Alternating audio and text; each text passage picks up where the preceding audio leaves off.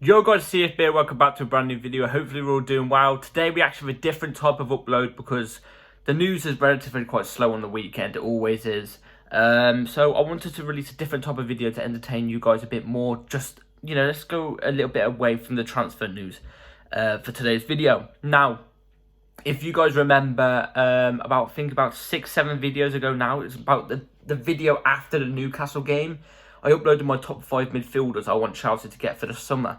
Wow, now I'm going to do a top 5 strikers I want Chelsea to get this summer. Just a little switch around. But yeah, before we get into the video, please like, subscribe, hit the bell notification so you're notified every time I upload a video. Also, first link in the description is my second channel, so go check that out. Videos will be coming on there very soon. I've been saying it for ages. I know I have, but I've got big plans for that channel. Big plans.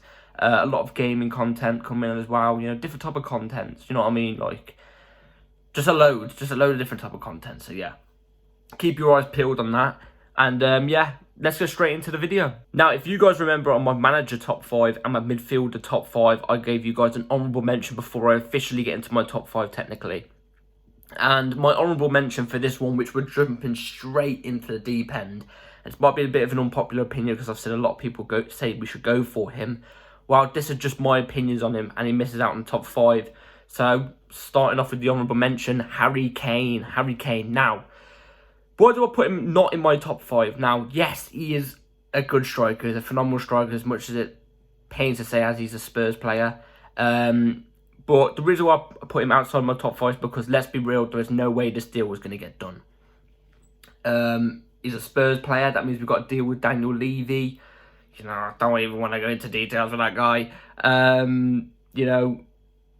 It's very impossible for Chelsea to get a deal done with Spurs or Spurs to get a deal done with us. It always is. I can't remember the last time Chelsea and Spurs traded players. I cannot remember. I think it was like the 90s or something. But not just that. Let's be real here. Harry Kane is what, 31 or something like that. He's going to cost like over 100 million. Do you want to spend 100 million on someone who's going to be 31, who's only going to probably be at the top level now for the next 2 years? Maybe a year? I don't know, but he is a proven goal scorer. Harry Kane is a proven goal scorer. He gets you 15 plus a season. Plus, with that, usually about 7 plus assists. He is a good player. Like I said, as much as it pains me to say because he's a Spurs player. But for me, it's void. It's void. I think we won't get him. I think there's no chance of it happening. And I do think there is a couple of players in my top 5 who would be better. I don't think Kane would get into my top 5 anyway of players I think would suit Pochettino's Chelsea. Correct. Do you know what I mean? But what would be nice is if Harry Kane came to Chelsea and he won a trophy. Say he won the Prem with us. Well, we've took your best manager and we've won a trophy which you couldn't do with him.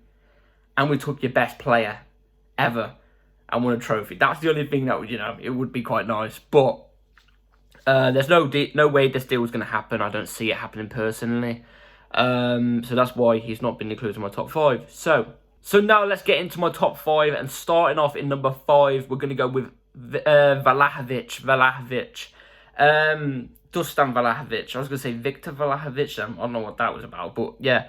Dusan Vlahovic, a striker from the Serie A who plays for Juventus, if you don't know already. Now, I think Vlahovic is a good striker. I'm going to start going into more detail about him after I've read everything else that I've written down. So last season, he played 27 games, got 10 goals and 2 assists. So 12 in 27.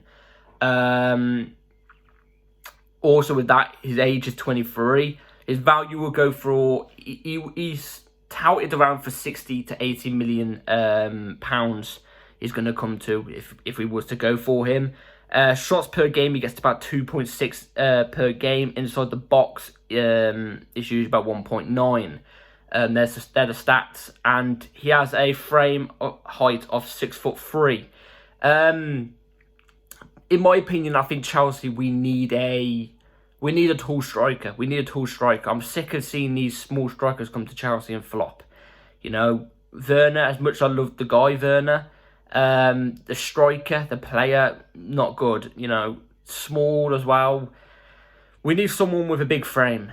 to be up front. I think that's the only way Chelsea usually gets success out of their strikers. You know, look at Drogba, look at Costa.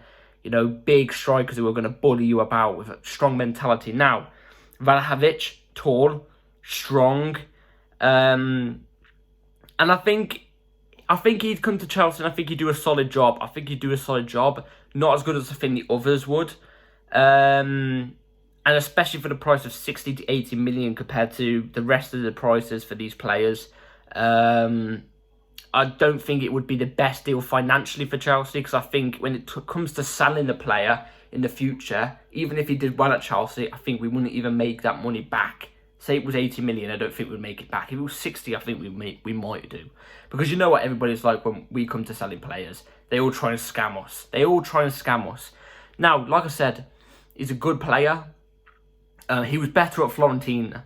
If you know Fiorentina, Serie A team as well. He was better when he was there. He was getting like 20 goals in like 30 appearances and stuff like that.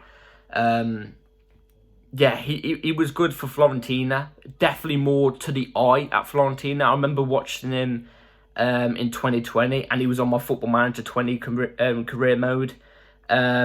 He was the guy for me. And ever since then, I have had a close eye on Vlahovic. He's a good striker. He likes to get into behind. Can score penalties as well. Strong, you know, he's got physicality about him. But my concern about Vlahovic is, I only saw it last season. In the games I have seen him play, I only saw it last season. When it comes to the big games, he's a bit like Lukaku. When it comes to the big games, he's nowhere really to be seen. When he has a good defender actually on him, he's easily pocketed in a way. So that's my concern about Vlahovic. I think in the big games, I don't think he turns up that much. But yeah, let me know in the comments down below what you think of Vlahovic. There's obviously rumours going about around Vlahovic to Chelsea. It's been like that since 2 months ago. You know, Vlahovic, Chelsea, 60, 70 million. I saw some today on my Twitter as well. I don't think Chelsea will go over Vlahovic, but I think he will be an option for the summer. Now moving on to my number 2 pick. It might come into a little bit of a surprise, really. But at number 2, we got Marcus Thuram, the French striker. Now, there's many things I like about Marcus Thuram, and I think he goes under the radar to do with strikers a little bit. I think he's kind of underrated in that sense. Again, let me go through the stats before I give you more of an in-depth opinion from my side. So, appearances, he made 30 last season. Goals, he got 13. Assists, he got 6. So we got 19 goals and assists in 30 appearances last season, which is 7 more than Vlahovic, 3 more goals than Vlahovic, and 4 more assists than Vlahovic. His age is 25, so you know he's got somewhat decent experience. His value is 9 million from what I checked, but also he hasn't signed a contract with Mönchengladbach, Borussia Mönchengladbach. So I think he's actually available on a free in a couple of weeks' time, maybe a couple of days. So he might be a free agent at that time as well. But he is a free agent this summer, definitely. But if we was to go for him now, it would be 9 million. Shots per game, he gets about 2.6, the same as Vlahovic. Shots inside the box is 2.1, so more than Vlahovic. And he's got a 6'4" frame, so 6'4", that's how tall he is. Yeah, I'm a big fan of Thuram. I watched him in the World Cup, because he was in the World Cup with France, and he's a great player. You know, he's very versatile as well. He could play striker, and he could play off the left wing as well. I think he did play off the left wing quite a lot for that World Cup, and he got 2 assists doing it. With Thuram, like I said, he's versatile, so we can use him off the left if we really needed to. He's not really injury prone either, whereas I forgot to mention with Vlahovic, he is quite injury prone. He gets injured 2 or 3 times a season for about 2 weeks. Usually that's the average. Yeah, Thuram on a free, even 9 million, I would take. I think he's a good player. I think, like I said, he's very, very under the radar. I think Barcelona are tracking him right now. We was in advanced negotiations with him in January. If you go to one of my first ever transfer news videos, which was at the start of this January, we was at Fabrizio Romano actually said we was in advanced negotiations with Marcus Thuram, and all of a sudden we've not heard anything about it since. Not heard anything about it since, apart from that Barcelona are tracking him. So I think that's broken down in that sense. But I would like us to maybe reignite that interest in Marcus Thuram, because like I said, I think he's a good player. He can link up well. If you play him off the left, he could cut in. He's got pace as well to him. You know what I mean? And I've seen a lot of Chelsea fans complain the fact that we're just going after young players constantly. It's just young players after young players after young players. You know, maybe that we should have a bit of experience in the team. Maybe players at about 25, 26. So they've got experience and know what it is like to play in the top level. I think Thuram's that guy. I think that Thuram's that guy, 25, turning 26. You know, a good striker, versatile, like I've already said. Not really much concerns as well with Thuram. That's why he's in at number 4. My only concern would be maybe he's a little bit slow turning. He's a bit like Lukaku in that sense. When he's playing with back to goal, if he wants to turn the player, he's a little bit slow like that. I think if you're playing off the left, I think that's worse. The reason why he does so well in the Bundesliga off the left as well is because it's not as quick and physical as the Premier League. Whereas I think that slow turning, even up front or off the left in the Premier League, I think he would get caught up quite a lot. So we might need to get a bit quicker on that sense. But, you know, Marcus Thuram, I think Chelsea should be keeping a close eye on. I think he would do really well under Pochettino. Pochettino likes his strikers tall. He likes tall strikers. And Thuram is probably one of the tallest on this list. He's 6'4". So, you know, I think Chelsea should keep a big eye on him. Let me know in the comments down below what you think about Marcus Thuram. I'd like to know. So, before we move on to number 3, I just want to quickly say, in my last couple of transfer news videos, I've said that Nicholas Jackson will be a Chelsea player. You know, we've agreed personal terms. Bid is meant to be sent in next week and stuff like that. He will be a Chelsea player. But from a couple sources that aren't hugely reliable, they're not Fabrizio, but they're like Pletty gold standard, you know, sometimes get some things right. They've been saying that Nicholas Jackson is going to be a backup to a striker we're going to go big for. So Nicholas Jackson will be in the team next season competing with a big striker who we will go for big at some point in the season. Now, obviously, Lautaro Martinez has been touted around. I do not want Lautaro Martinez. I'm already saying this right now. He's not in my top 5 whatsoever. But yeah, that might not be 100% true, the Nicholas Jackson thing. He could become Chelsea's number 1, and Broja could be Chelsea's number 2. But I'm making this video just in case we do go big for a striker later on in the window. So yeah, these are my top 5 picks for that. I just want to quickly say that before we get into number 3. So moving on to the number 3 choice, we've got Julian Alvarez from Manchester City, obviously based in the Premier League. This one might come to a bit of a little shock to a couple of you, you know what I mean? Like I said, let me go through the stats before I give my personal opinion on the situation. So appearances, he made 31 last season, goals 9, assists 0, age of 23. He's got a value at the moment, according to Transfer Market, he's got a value of about 50 to 60 million. Shots per game, he gets about 1.5. Inside the box, it's 1.1. And his height is 5'8". Now, a couple of that, you might be going, oh, I don't know about this guy. Remember this, guys. When I say the stats of last season, it's not all competitions. It's just Premier League, you know, just the league, basically. You got to remember, 31 games last season, majority of those were off the bench. Look who Manchester City have up top. They have that robot Terminator, Erling Haaland. They have that guy who we could have had at some point. But they got Haaland. Now, Alvarez is a quality player. And I know at some point, maybe next season, maybe the season after, I think if a big club like a Chelsea came in for him, or a Newcastle when they get up there, because let's be real, Newcastle are going to get up there one day, or, you know, a Bayern Munich came for him, Alvarez will want to go because this guy's a quality player. He's shown it in the World Cup. Again, he was a bench player in the World Cup. Don't understand why. This guy is a quality player. And he doesn't deserve to be on the bench. I think he'd walk into Chelsea and I think he'd hit that role perfectly. Now, you might be saying this goes against everything I was saying about the tall striker frame at Chelsea.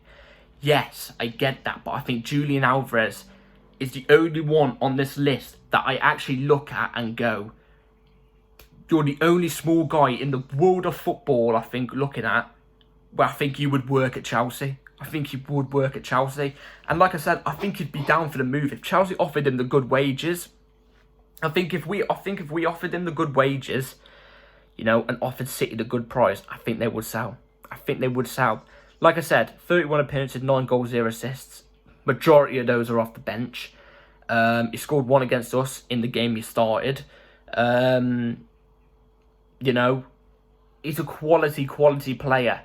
You know, his best mates with Enzo Fernandez, so Enzo could probably lure him in, do you know what I mean? Get him in. And I think with Enzo, I think he'd work brilliantly. As we saw in the World Cup, Alvarez, he's one of those strikers where he's got good ball control. He's good on the ball. He could dribble past a couple players. He's good on the ball. He knows where the goal is, better than any of our players do. None of them can shoot. Do you know what I mean? None of them can literally shoot. He could play beside the striker if we needed to play a 2 up top or something like that. You know, I think it would be a good buy for Chelsea. I think it would be a good buy. Is there any chances of this happening after Chelsea's season when we finished 12th? Nope. I don't think there is any chances of this happening. There has been a couple rumours that Chelsea are interested though. Not from massive sources though. But, you know, you don't try. If you don't try, you don't succeed. I think Chelsea going for Julian Alvarez, I think it would work. I think it would work. So yeah, I just wanted to quickly put that one in there because that's obviously my number 3 choice. Prem proven, he's proven it in the Prem already. You ask any City fan and they'll probably say Julian Alvarez is class. He is class. There's probably not one City fan that will say he's been poor. Because I've heard nobody say Julian Alvarez had a poor game at City since he's arrived. I haven't. So, yeah. That's not saying he wouldn't have a poor game at Chelsea, do you know what I mean? But I think he'd work. I think he'd work. So, in at number 2, we got another Premier League proven player who, in my opinion, was just phenomenal last season. So, moving in at number 2, we got Alexander Mitrovic from Fulham. Let me just go into detail before I give my explanation. So, appearances last season, he made 24. Goals, he got 14. Assists, he got 1. So 15 and 24. Decent return. He's at the age of 28, so he's quite experienced. He's valued at the moment about 30 million to 40 million. Shots per game, he gets about 3.8. Shots inside the box is about 2.9, and he's 6'2". Now, if you ask me who the better overall player is out of Alvarez and Mitrovic, you go with Alvarez, obviously. You go with Alvarez. But Mitrovic, I've completely done a U-turn on this guy because before last season, I didn't think that much of him. You know, when he did that 44 goals thing in the Championship, I was there like, oh, he looks like a decent striker, but I don't think he'll hit the ground running in the Premier League. Well, I was wrong. Mitrovic is a brilliant player. Now, you probably look at it and go, 24 games. Is he injury prone? No, he's not injury prone. He's a bit of a madman on the pitch, if you know what I mean. I think he's got about two or three red cards last season. 2 red cards. But this is where I'm going to go into detail now. I see a lot of similarities between Mitrovic and Diego Costa. You know, that player who will bully players on the pitch. Bully the opposition on the pitch. Bully our players if they're not fully into the game, putting their heart and soul into it. He'll bully them on the pitch. You know, he ain't afraid to pick up a red card. You know what I mean? He'll fight for his team. Diego Costa is like that. You know, Chelsea strikers need that mentality of, we need to win every single game. Now, Mitrovic has already been spotted at Chelsea, I think, 2 times last season, watching games. And he also has said to a fan that was in the stadium was he saw Mitrovic watching the game. Mitrovic said to the fan that he would love to play for Chelsea one day.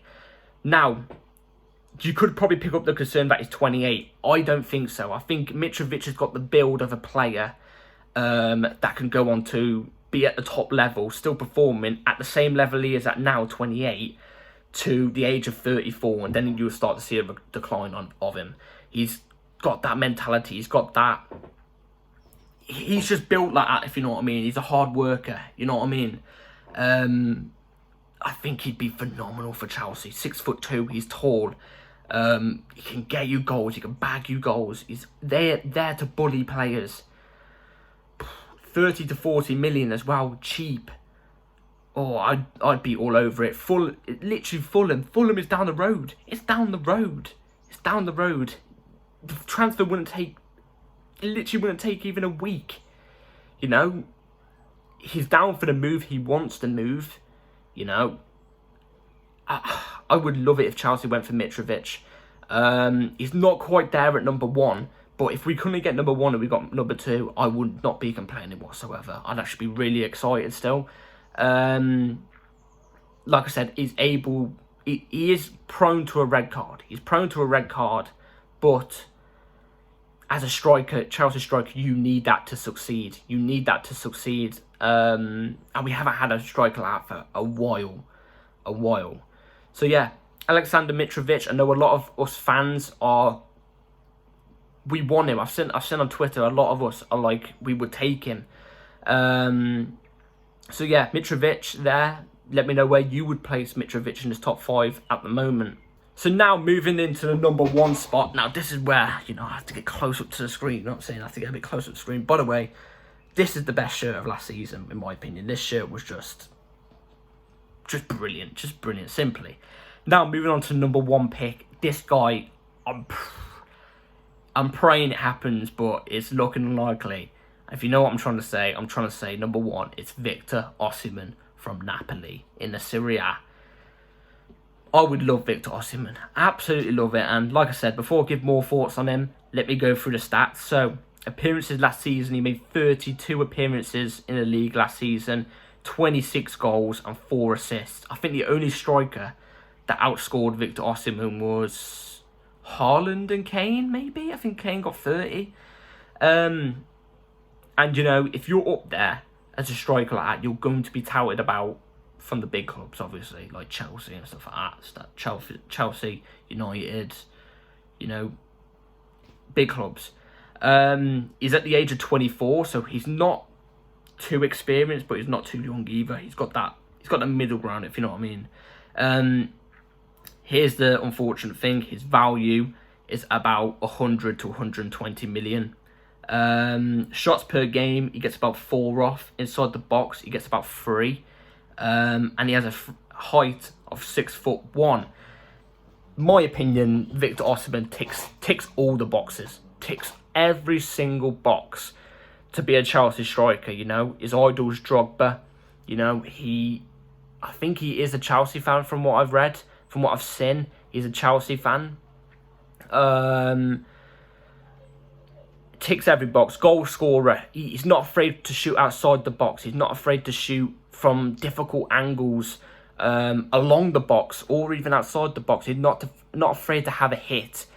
And he's got the confidence. Even after a bad game, he has a load of confidence.